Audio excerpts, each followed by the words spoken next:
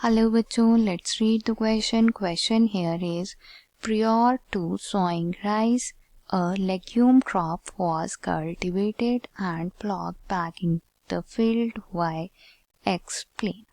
तो यहाँ पे बोला गया है कि धान उगाने से पहले या सिंपली हम कह सकते हैं चावल की खेती करने से पहले लेग्यूम क्रॉप को जो है कल्टीवेट किया जाता है और प्लॉ कर दिया जाता है back in the field.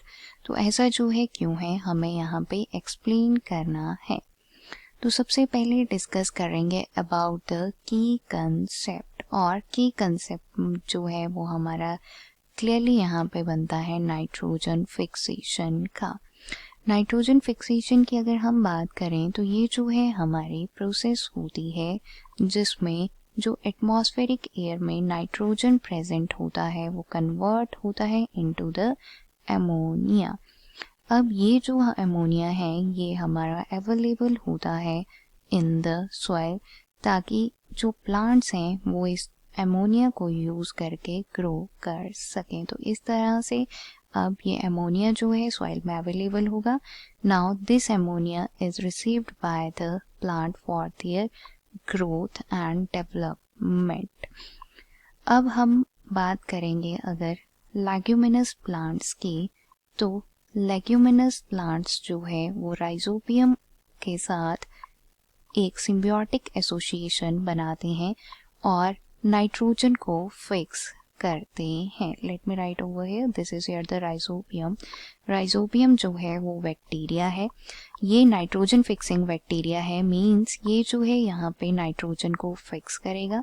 Symbiotic association बनाता है with the leguminous plant. Leguminous plant जो है वो इसे प्रोवाइड करते हैं फूड.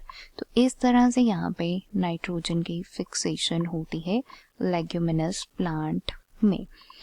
अब क्वेश्चन की तरफ अगर आप ध्यान देंगे तो क्वेश्चन में हमें यही पूछा गया है कि धान लगाने से पहले लेग्यूम क्रॉप्स को जो है कल्टीवेट और प्लॉ कर दिया जाता है फील्ड में. क्यों? तो ऐसा जो है इसीलिए किया जाता है बिकॉज वहाँ पे जो है नाइट्रोजन फिक्सेशन हो सके. लेग्यूमिनस प्लांट्स हम डिस्कस कर चुके हैं सिम्बियोटिक एसोसिएशन में होते हैं विद राइजोबियम और राइजोबियम जो है वो नाइट्रोजन को फिक्स करता है. अब ये जो फिक्स नाइट्रोजन है ये हमारे अवेलेबल होती है इन द सॉइल, है ना. अब क्या होगा, ये जो सॉइल है this is used by the rice और इस तरह से यहाँ पे जो राइस की यील्ड है वो इंक्रीज होती है. So this is here about the answer. I hope you understood it well. Best of luck.